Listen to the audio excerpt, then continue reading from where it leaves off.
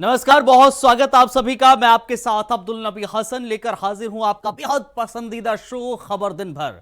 आज खबर दिन भर में हम दिन भर की बड़ी खबरों पर नहीं बल्कि देश हित में खबर दिखाने वाले हैं। आज आतंकवाद के खिलाफ कैसे एकजुट हैं, कौन किस पर भारी है, सब दिखाएंगे। कौन सी 5 अहम खबरें रहने वाली हैं, कौन से 5 अहम विषय रहने वाले हैं, सबसे पहले आपको वो बताते हैं। दरअसल आज हम पहले जो विषय पे बात करेंगे, पहली जो बेहद अहम खबर रहने वाली है, वाटर स्ट्राइक को लेकर होने वाली है। वाटर स्ट्राइक मतलब पानी की एक एक बूंद की कीमत क्या होती है, यह समझिए अब से, क्योंकि भारत ने पहली बार पानी को भी रणनीति का हिस्सा बना लिया है।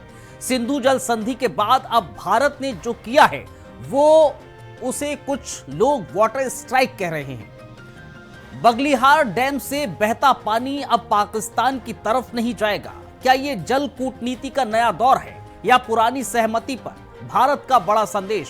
आपको आज इसके पीछे की पूरी कहानी और पूरी तस्वीर दिखाने वाले हैं। इसके अलावा एक और अहम विषय है, एक और अहम खबर है। दरअसल पाक यूएनएससी 5 मई को यूएनएससी की बंद कमरे में बैठक हुई। इस बैठक लेकिन यह बहस सिर्फ दीवारों के अंदर तक नहीं रुकी। यह मसला अब दुनिया के सामने आ चला है।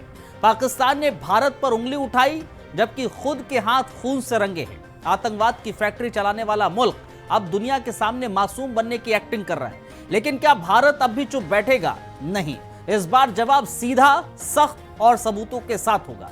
क्या सबूत होंगे, क्या जवाब होगा, डिटेल अब से कुछ देर के बाद आपके सामने होगी। इसके अलावा बात हम करेंगे पाकिस्तान में मंदिरों की।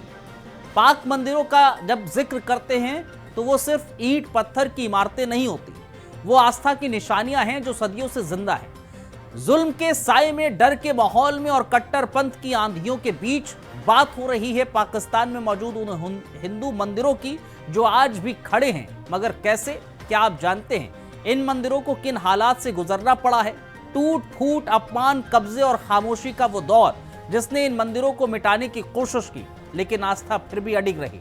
आज आपको दिखाएंगे इन मंदिरों की वो कहानी जो ना किताबों में मिलेगी ना अखबारों की हेडलाइंस में। इसके अलावा बात हथियार लैस से होगी। अगर जंग हुई तो सिर्फ पाकिस्तान नहीं, चीन की टेक्नोलॉजी भी परीक्षा में होगी। पाकिस्तान अब अल्लाह और अमेरिका के नहीं, मेड इन चाइना हथियारों के सहारे लड़ाई के मैदान में उतरना चाहता है। लेकिन सवाल यह है कि क्या चीन के ये सस्ते हथियार भारत जैसे दुश्मन के सामने टिक पाएंगे? क्या ये जंग चीन के हथियारों की असल औकात उजागर तो नहीं कर देगी? इसकी हम डिटेल आपको बताएंगे और कौन कौन से हथियार हैं उसकी भी डिटेल आपको बताएंगे।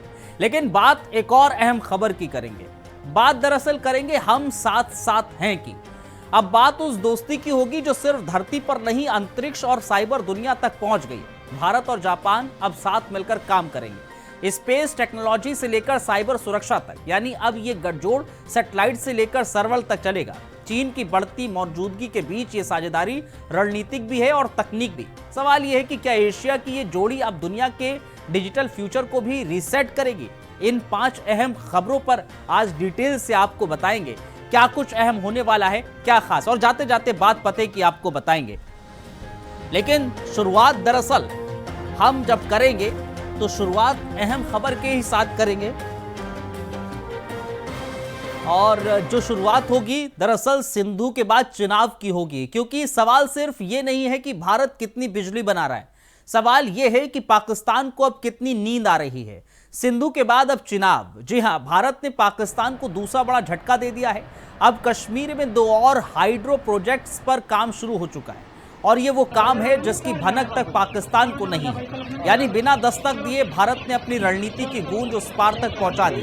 पहले सिंधु जल संधि को सस्पेंड किया, अब चिनाब नदी पर फ्लशिंग यानी कि जलाशयों की सफाई, भंडारण क्षमता बढ़ाने का काम तेजी से चल रहा है। सलाल और बगलिहार ये वो 2 प्रोजेक्ट्स हैं जो अब केवल बिजली नहीं बल्कि पाकिस्तान के बचे खुचे तर्कों को भी जला रहे हैं। 1 मई से भारत की सबसे बड़ी जल विद्युत कंपनी एनएचपीसी और जम्मू कश्मीर सरकार ने फ्लशिंग शुरू कर दी है। गाद हटाई, पानी बहाया गया, लेकिन इस बार गाद के साथ पाकिस्तान की उम्मीदें भी बह गई हैं। और सबसे दिलचस्प बात यह है, पाकिस्तान को इस प्रक्रिया की कोई आधिकारिक सूचना नहीं है, यानी कि सॉरी का भी वक्त नहीं दिया गया। सूत्रों की माने तो भारतीय सीमा की ओर से चिनाब नदी के किनारे रहने वाले लोगों ने 3 दिन तक लगातार बांधों से पानी छोड़े जाने को नोटिस किया, लेकिन पाकिस्तान उसे अब सिर्फ एक ही चीज नोटिस करनी है कि भारत अब पानी पर भी अपनी शर्तों पर बहाएगा। 2019 के पुलवामा हमले के बाद जब 8 नए हाइड्रो प्रोजेक्ट्स को लद्दाख में मंजूरी मिली, तब से ही संदेश साफ था, पाकिस्तान को जो समझना है समझ ले, पर भारत अब पानी को रणनीति से बहाएगा। और अब जब पहलगाम में 22 अप्रैल को हुए आतंकी हमले में 26 मासूम मारे गए, तो प्रधानमंत्री नरेंद्र मोदी की अगुवाई में सीसीएस मीटिंग में ऐतिहासिक फैसला हुआ, सिंधु जल संधि तत्काल प्रभाव से सस्पेंड कर दी गई। ध्यान दीजिए, ये कोई छोटी बात नहीं है। 3 जंगें हो चुकी हैं भारत पाक के बीच, लेकिन पहले कभी भी सिंधु जल संधि को हाथ नहीं लगाया गया। ये पहली बार है जब भारत ने पानी को भी सुरक्षा नीति का हिस्सा बना दिया। और यकीन मानिए, अब पाकिस्तान की आपत्तियों की औकात सिर्फ फाइलों तक सीमित रह जाएगी, क्योंकि जब संधि स्थगित है तो पाकिस्तान का विरोध अब कानूनी नहीं, सिर्फ राजनीतिक नौटंकी बन चुका है।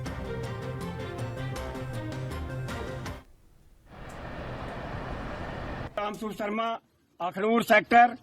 आज दरिया चनाव पर मैं जहां पहुंचा हूं, मैंने देखा कि मेरी 75 साल आयु हो गई है और पहली बार देखा है कि दरिया चनाव का पानी भी बंद हो सकता है। जैसे मोदी जी ने जो फैसला किया है, उस फैसले का मैं बहुत उनका धन्यवाद करता हूं और हैरान हूं कि इतना तेज बहाव दरिया चनाव के अंदर होता था, लेकिन आज जो पूरा पानी बंद हो गया है, 1.5 या 2 फुट पानी है। मुझे उम्मीद है कि हो सकता है 2 घंटे के बाद ये भी पानी जो है बंद हो जाए। और जो पहलगाम के अंदर जो पाकिस्तान आर्मी जो मिलिटेंट जहां आए हुए थे, जो पहलगाम के अंदर उन्होंने गोली चलाकर हमारे हिंदुओं का कत्लेआम किया, आज मोदी जी ने जो फैसला किया है कि सबसे पहले कि पाकिस्तान का पानी बंद किया जाए। आज उनका पानी बंद हो गया है और मुझे उम्मीद है कि आने वाले दिनों में जो भी जो पाकिस्तान के हालात बने हुए हैं, उनके साथ मुकाबला किया जाए, हमला किया जाए। और हम जितनी भी जनता है परिवार के अंदर भी, क्या जम्मू के अंदर, हम आर्मी के साथ हैं। अगर कंधे के कंधे साथ मिलाकर आर्मी के साथ चलेंगे और पाकिस्तान का मलिया मेट करेंगे। अब भारत पाक के बीच या यूएनएससी की करते, क्योंकि भारत पाक तनाव अब न्यूयॉर्क के गलियारों तक पहुंच चुका है और मुद्दा वही पुराना है, आतंकी हमले, सीमा पार साजिशें, अब पानी तक की लड़ाई। पाकिस्तान ने दरवाजे खटखटाए हैं, लेकिन इस बार वो संयुक्त राष्ट्र की सुरक्षा परिषद के बंद दरवाजों के भीतर सुनवाई चाहता है। वजह है भारत के जरिए सिंधु जल संधि को ठंडे बस्ते में डालना। और अब चिनाब पर जल शक्ति की रणनीति। ग्रीस की अध्यक्षता में आज होने वाली इस हाई लेवल मीटिंग में ना भारत आरोपी है, ना पाकिस्तान मासूम, मगर दोनों अपना पक्ष मजबूती से रखने को तैयार हो चुके हैं। तो आपको बताते चले, सिर्फ शब्दों में नहीं, पानी की बूंद बूंद में यह दिखेगा। पाकिस्तान जो वर्षों से आतंकी लॉन्चपैड का करियर काउंसलर बना बैठा था, आज सुरक्षा परिषद ने खुद को शांति दूत साबित करने की कोशिश की है। तो जाहिर तौर पर ये चीजें इस समय देखने को मिल रही हैं।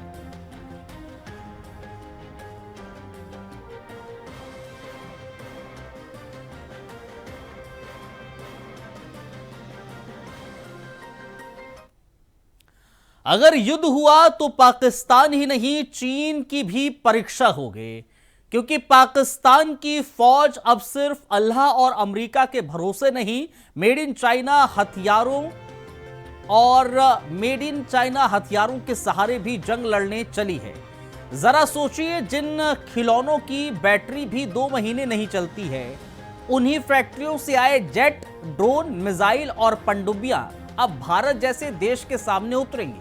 JF-17 थंडर, जो अब तक सिर्फ परेडों में गरजता था, J-10CE, जिसे पाकिस्तानी मीडिया ने राफेल किलर कहा, लेकिन उड़ता ही चीन की टेक्निकल बैसाखी पर है। ड्रोन्स जो यमन और लीबिया में क्रैश कोर्स कर चुके हैं, और वो मिसाइलें जिनकी टारगेटिंग ऐसी हैं कि दुश्मन से पहले खुद ही पोस्ट तबाह कर दें।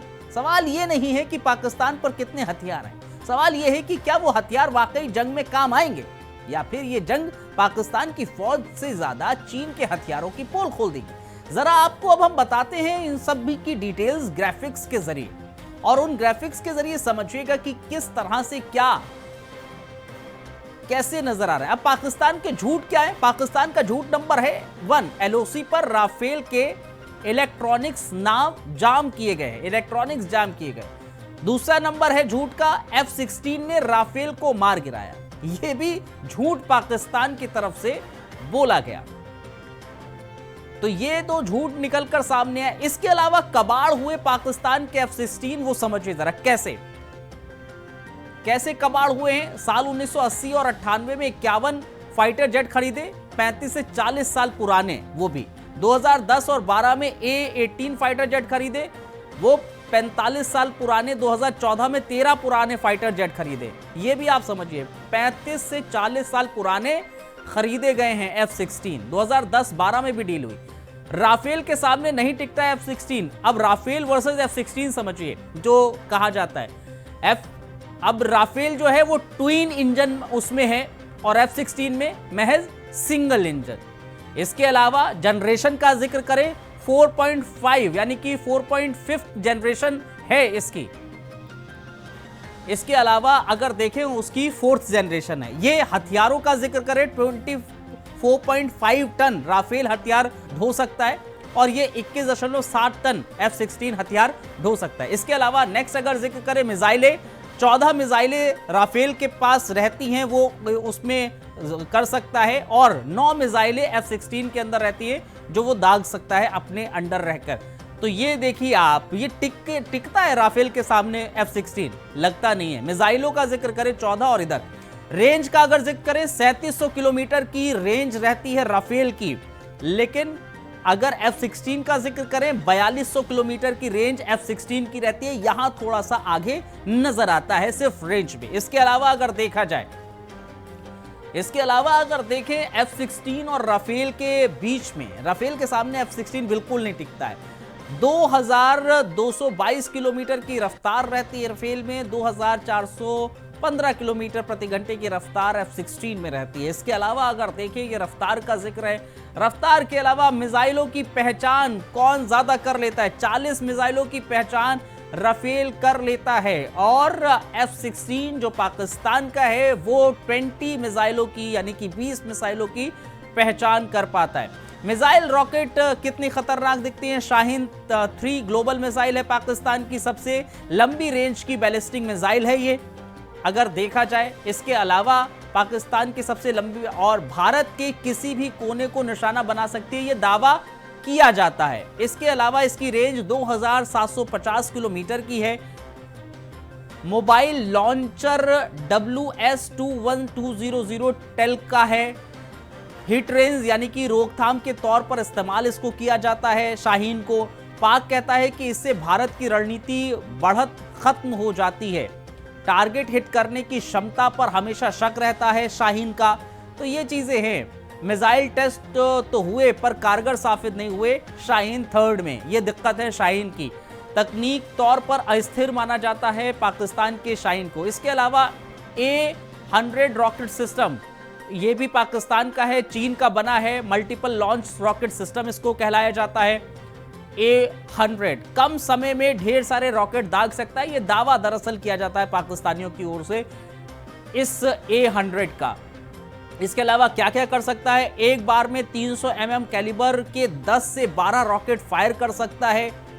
और क्या कर सकता है? रेंज 100 किलोमीटर तक इसकी जाती है, ये माना गया है A-100 का। और क्या किया है इसने? इसे फ्रंट लाइन पर तेजी से रिएक्शन देने वाले हथियार के तौर पर देखा जाता है A-100 रॉकेट सिस्टम को। पाकिस्तान का यह दावा है और इसकी सटीकता अभी भी सवालों के घेरे में है। दिक्कत ये इसकी आती है, टारगेट से भटककर यह सिस्टम फ्रेंडली फायर का कारण बन जाता है, ये भी है। एयर डिफेंस सिस्टम रक्षा या दिखावा है। HQ-16 मध्यम दूरी की सतह से हवा में मार करने वाली मिसाइल है ये। ड्रोन क्रूज मिसाइल और फाइटर जेट को निशाना बना सकती है ये, और 400 किलोमीटर तक टारगेट को ट्रैक और हिट कर सकती है, ये दावा किया जाता है। क्या क्या कर सकते हैं? इसमें मल्टी टारगेट इंगेजमेंट सिस्टम होता है। इसे भारत के एयर स्ट्राइक जैसे हमलों को रोकने के लिए खरीदा गया है पाकिस्तान में। हालांकि ये भी सुतली बम है, खुस्सी बम जिसे कहते हैं। डिफेंस पोर्टर एयरफोर्स का जिक्र करें, इलेक्ट्रॉनिक वॉरफेयर के मामले में पिछड़ा ये माना जाता है। इलेक्ट्रॉनिक्स वॉरफेयर के मामले में ये पिछड़ा है। इसके अलावा ये तेज और स्टील टारगेट को पकड़ पाने में बहुत कमजोर साबित होता है। इसके अलावा नौसेना सिस्टम, पानी में चीन का पंजा, ये समझिए टाइप 054 AP फ्रिगेट एक एडवांस मिसाइल क्रिएटर फ्रिगेट है। सतह से हवा और एंटी सबमरीन युद्ध कर सकता है, ये दावा पाकिस्तान का है इसका। और इसके अलावा इसको अगर देखें, इसमें YJ-83 एंटी शिप मिसाइल हैं। क्या क्या कर सकता है वो समझिए। HQ-16 एयर डिफेंस सिस्टम भी इसमें लगा हुआ है, ये कहा गया है। और ASW रॉकेट लगे होते हैं सबमरीन में। और आपको बताएं, ये पाकिस्तान की समुद्री ताकत को दुगना कर देती है।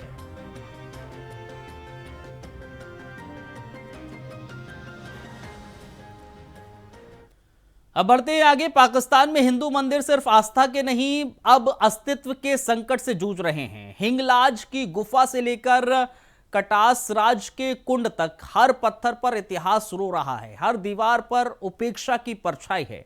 हिंगराज माता, जिन्हें सती के 51 शक्तिपीठों में पहला माना जाता है, आज उसी पाकिस्तान में है जहां मंदिरों की देखरेख श्रद्धालुओं की नहीं, सेवा मंडलियों की और विदेशी संगठनों की मेहरबानी पर टिकी है। बलूचिस्तान के जंगलों में छिपा हिंगलाज मंदिर हो या चकवाल का कटास राज, जहां कभी बुद्ध के सपूत और शिव के कुंड ने आध्यात्मिक संवाद रचा था, वहां या तो ताले हैं या फिर सीमेंट फैक्ट्रियों की मशीन। धार्मिक सहिष्णुता की बात करें तो मुल्क में मंदिरों को बंद करने की परंपरा 1965 से चली आ रही है। रिनोवेशन भी तब होते थे जब सुप्रीम कोर्ट को डांटना पड़ता था। हिंदू हो या फिर कोई अल्पसंख्यक, पाकिस्तान में प्राचीन विरासतें अब सांस्कृतिक स्मारक नहीं, राजनीतिक मौन की शिकार हैं। जो बचे हैं वो मिटाए जा रहे हैं और जो मिट चुके हैं वो केवल किताबों और रिपोर्ट्स में रह गए हैं।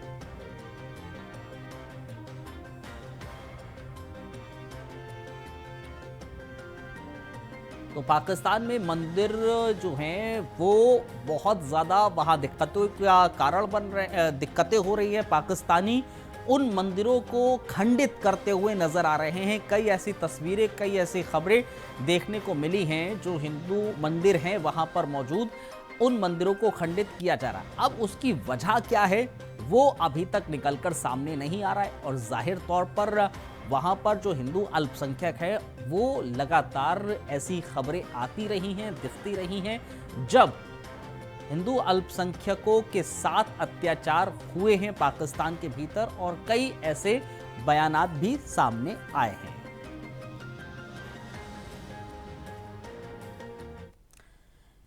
एक तरफ हिंदुस्तान के जवान कश्मीर की घाटी में आतंक से लहूलुहान हो रहे हैं, तो दूसरी तरफ हिंद प्रशांत के समंदर में ड्रैगन की चालें तेज हो रही हैं। ऐसे वक्त में भारत ने अपनी रणनीतिक ढाल को और मजबूत किया है। जापान के साथ कंधे से कंधा मिलाकर सोमवार को दिल्ली में भारत के रक्षा मंत्री राजनाथ सिंह और जापान के रक्षा मंत्री जनरल नकातानी के बीच जो बातचीत हुई वो सिर्फ शिष्टाचार नहीं था, ये साफ संकेत है अब भारत ने आतंक को बर्दाश्त करेगा और ना ही चीन की दादागिरी को बर्दाश्त करेगा। भारत में साफ साफ कहा गया है कि आतंकवाद किसी भी सूरत में मंजूर नहीं होगा। सीमा पार से आने वाले खतरे अब साझा चुनौती बन चुके हैं। जापान ने न सिर्फ पहलगाम आतंकी हमले की निंदा की बल्कि भारत के साथ खुलकर एकजुटता भी दिखाई। इस मीटिंग में इंडो पैसिफिक की सुरक्षा, सैन्य आपूर्ति समझौता और रक्षा उपकरणों की साझेदारी जैसे मुद्दों पर ठोस चर्चा हुई। और ये 6 महीने में दोनों रक्षा मंत्रियों की दूसरी मुलाकात थी, यानी कि संवाद नहीं, अब सहयोग की रफ्तार पकड़ी जा चुकी है। बदलती दुनिया में भारत जापान की ये साझेदारी एक सीधा संदेश है कि अगर चीन और पाकिस्तान मिलकर शांति को चुनौती देंगे तो लोकतांत्रिक दुनिया मिलकर जवाब देने को तैयार है।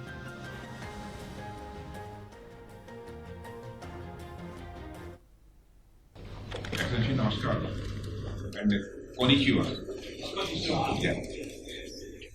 Let me begin by extending a warm welcome to you and your delegation to meet here. I recall our meeting at Vientiane, Laos in November last year, where we decided to expand defense cooperation between industry, technology, and interoperability between the armed forces. At the outset, I would like to thank the government of Japan for their strong expression of solidarity with India in the wake of the Pahalgam terrorist attack. Excellency, I take this opportunity. Excellency, I take this opportunity to compliment you for your immense contribution in deepening of the Indo-Japan defense relations.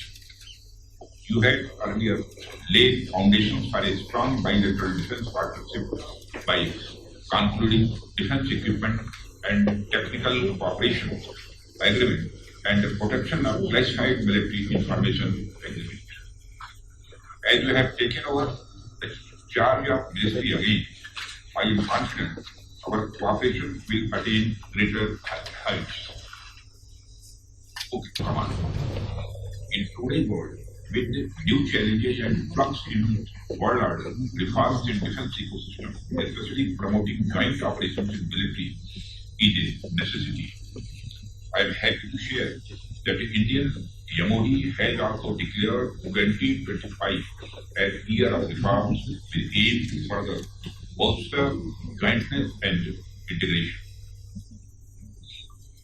またということで、インド化におきましても2025年に同じような動きがあることをこちらで共有いたします。Definitely, we have set a vision of a developed and a transformed India when we enter 2047, completing 100 years of independence.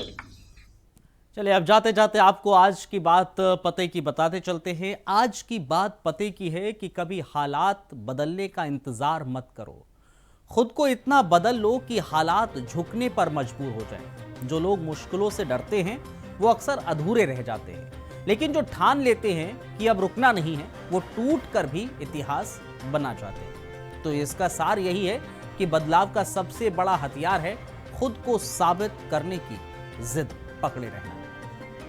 तो जाहिर तौर पर इस बात पते के साथ मुझे और मेरी टीम को इजाजत दीजिए। आप बने रहिए इंडिया वॉइस के साथ। बेहद शुक्रिया आप सभी का।